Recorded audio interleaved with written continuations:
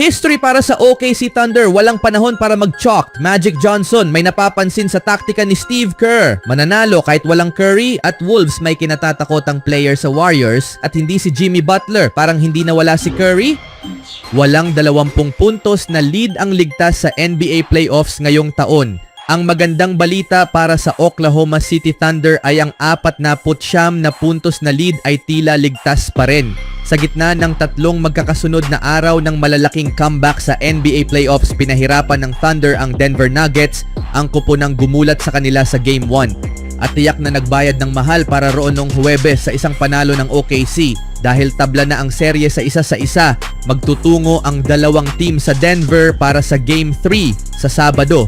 Sa simula pa lang ng ikatlong quarter ay tila tapos na ang laro at siguradong tapos na ito sa pagtatapos ng ikatlong quarter nang ma-foul out si Nikola Jokic at sinimulang tanggalin ng Thunder ang kanilang starters. Isa itong nakakapangilabot na team effort mula sa OKC, ngunit malinaw na si Shai Gilgeous-Alexander pa rin ang puso ng kanilang tagumpay. Ang MVP favorite, paumanhin sa mga tagahanga ng Nuggets, ay nagtala ng 34 na puntos sa 11 sa 13 shooting, may 8 assists at nagtala ng NBA play-by-play era record na plus 51 rating sa loob ng 30 minutong paglalaro. Ang Thunder ay nagtala ng NBA playoff record na 87 points in first half. Matapos ang mabagal na simula sa Game 1, sinalubong ng Thunder ang unang minuto ng Game 2 na parang bullet train.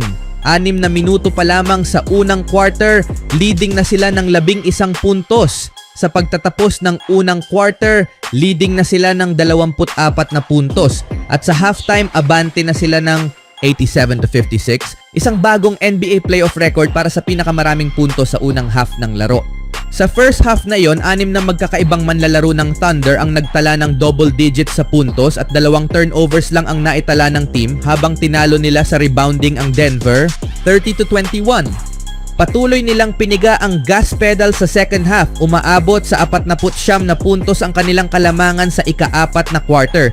Isa itong uri ng avalanche na ipinakita ng Thunder sa buong regular season kung saan nagtala sila ng NBA record sa scoring differential. Hindi ito ang pinakamagandang laro ni Nikola Jokic.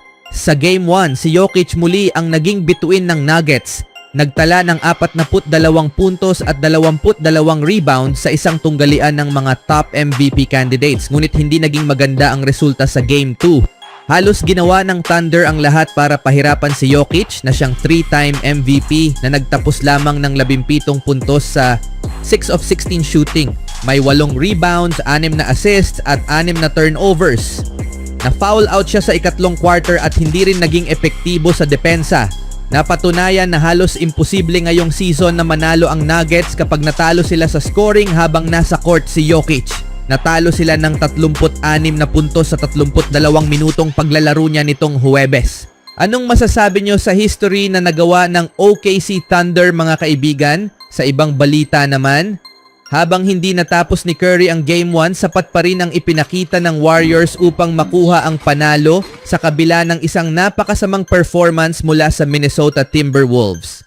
Inilarawan si Draymond Green bilang phenomenal, ngunit ayon sa NBA legend na si Magic Johnson, may isa pang mas mahalagang susi sa tagumpay ng Warriors. Pinarangalan ni Magic Johnson si Steve Kerr. Nagbigay pugay si Magic Johnson sa talinong ipinakita ng Warriors at sinabi niyang ito ay refleksyon ng kanilang head coach na si Steve Kerr. Sa isang post sa X, sinabi niya, ang nagpapahirap sa Warriors ay sila ang may pinakamahusay na coach sa liga, si Steve Kerr, at ipinakita niya iyon kagabi sa kanyang mga plano sa opensa at depensa. Idinagdag pa niya na ang mga manlalaro ng Warriors ay may mataas din na katalinuhan sa basketball na binigyang diin sa kanilang bituing trio. Ang Warriors din ang pinakamatalinong koponan sa NBA na may pinakamataas na basketball IQ at mga leader na sina Steph, Draymond at Jimmy. Kaya nila tinalo ang Timberwolves kagabi. Ang basketball IQ ni Steve Kerr ay haharap sa tunay na pagsubok. Isa sa pinakamalalaking hamon sa karera ni Steve Kerr ang kinakaharap ngayon matapos lumabas ang resulta ng injury ni Stephen Curry. Aasahang mawawala si Curry sa susunod na ilang laro, dahilan upang mapunta sa mahirap na sitwasyon ang Warriors habang sinusubukan nilang panatilihin ang kanilang kalamangan sa serye. Mapalad si Kerr sa pag-angat ng laro ni Buddy Hield sa nakaraang dalawang laban at ngayon ay kailangan niyang tiyakin na mapanatili nito ang konsistensya. Kailangan din niyang mapanatili ang offensive output ni Draymond Green na nagtala ng double digits sa nakaraang dalawang laro, unang beses ngayong playoffs. Ngunit ang tunay na milagro ay kung mapapagana ni Kerr si Pat Spencer, ang dating lacrosse star, na ipinangako niyang bibigyan ng mas maraming minuto habang wala si Curry. Kung may isang coach sa NBA na kayang lagpasan ang hamong ito ng walang Curry, walang duda na si Curry iyon. Ang pagkadismayado ng Minnesota Timberwolves matapos nilang mabigong ipagtanggol ang kanilang home court sa kanilang unang laban kontra Golden State ay mas lalong naging kapansin-pansin dahil sa pagkawala nga ni Stephen Curry na hindi nakapaglaro sa buong ikalawang half ng laro. Sinubukang ipaliwanag ni Minnesota Timberwolves star Jaden McDaniels ang kanilang pagkatalo at aminadong sinabi, "Kapag kalaban namin ay mga team na wala ang kanilang pinakamagaling na player, medyo nahihirapan kami minsan." Sa pagkawala ni Stephen Curry sa susunod na 3 laro dahil sa MRI result ng kanyang hamstring injury, malinaw na parehong may kailangang ayusin ang Timberwolves at Warriors.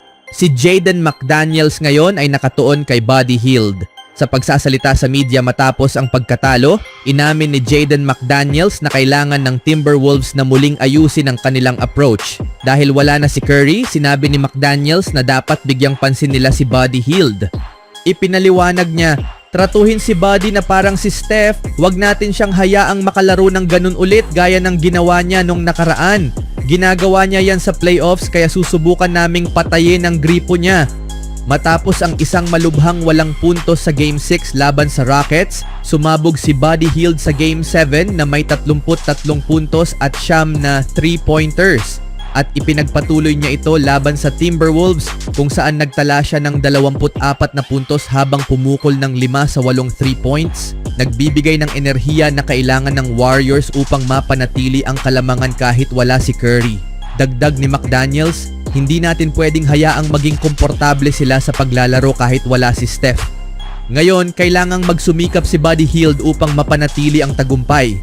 Si Buddy Hield ay isang mahalagang bahagi ng locker room ng Warriors at nagbibigay ng kontribusyon sa mga panahong kinakailangan. Matapos ang laro, ipinaliwanag niya na agad siyang nagtungo upang kamustahin si Curry at alam niyang kailangan niyang mag-step up. Pinuri ni Kendrick Perkins ang epekto ng winning culture ng Warriors kay Hield mula nang sumali siya sa koponan 1 taon na ang nakalipas. Ngunit syempre, may pagkaka-erratic pa rin si Hield. Sa Rocket Series, nagtala siya ng mabababang puntos na 5, 4 at 2 bukod pa sa kanyang 0-point game. Ngayon na wala si Curry, doble ang hamon para kay Hield, ang umangat sa ilalim ng pressure at harapin ang mas matinding atensyon mula sa Timberwolves na ngayon ay siguradong mas handa na. Anong masasabi niyo mga kaibigan? Magpapatuloy kaya ang magandang laro ni Hield? Even when you feel low, you can still go. Even when you feel slow, you can still go. Even when there's no hope, you can still go. I never answer to no, man, I still go. Go, go.